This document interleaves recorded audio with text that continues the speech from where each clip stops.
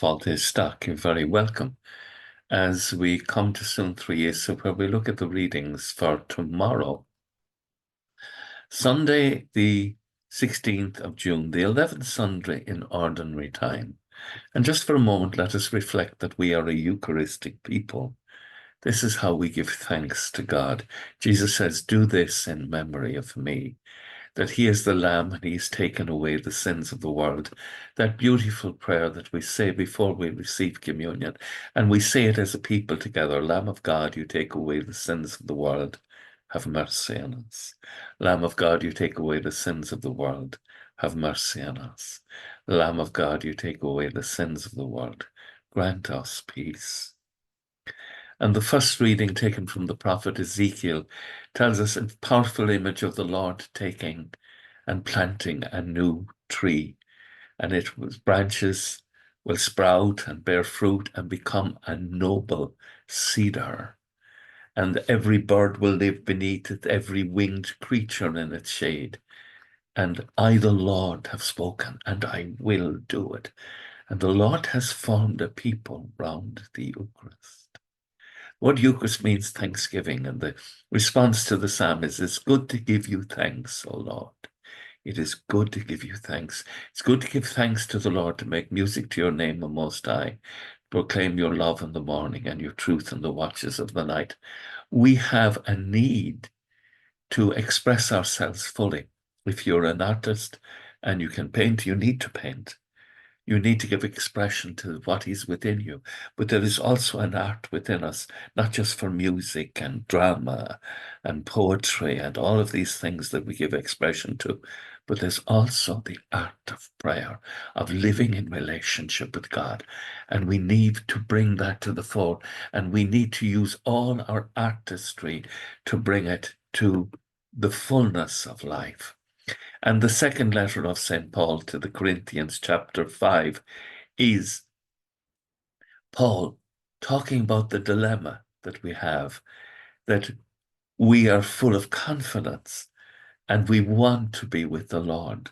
Because while we're here on this earth, the truth is we're in a certain amount of exile. We are at times fish out of water because we're living by the values of the kingdom of God, surrounded by people who don't understand. But that's the importance of our staying. That's the importance that we bear witness. And don't be worried about judgment. Judgment will come in the end, and we will all get what we deserve for the things that we've done, good or bad in the body. And then Mark's Gospel, chapter 4, the mustard seed. And there's two parables. The first parable is about the man throwing the seed on the land, and it grows without his assistance. He's asleep, he's awake, but the seed is constantly growing. And then the parable of the mustard seed, which is the smallest of all the seeds in the earth. And there are times when we want to look and say, "Lord, what are you doing? You don't seem to be doing anything in our day." And yet the Lord, our God, is still the sovereign Lord, and he is acting. And I love what he says about the parables. Using many parables like this, he spoke the word to them, talking about the crowds, so far as they were capable of understanding. He uses parables to try and assist them to understand.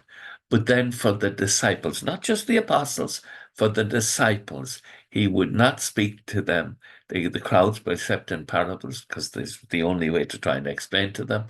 But then he explained everything to his disciples when they were alone. They spent time with him. And that's why it's so important for us to spend time humbly in adoration before our God, that he may move our hearts and minds to acquire the gospel in its fullness in ourselves and come to bloom where we are planted. With thoughts such as these, let us go to our beds and let us pray that we shall indeed awaken in the morning with the praise of God on our hearts and on our lips. Agus go mana dia le cóg shiv, ahar mac agus spirit nave. Amen. Slán go fóg. Bye for now.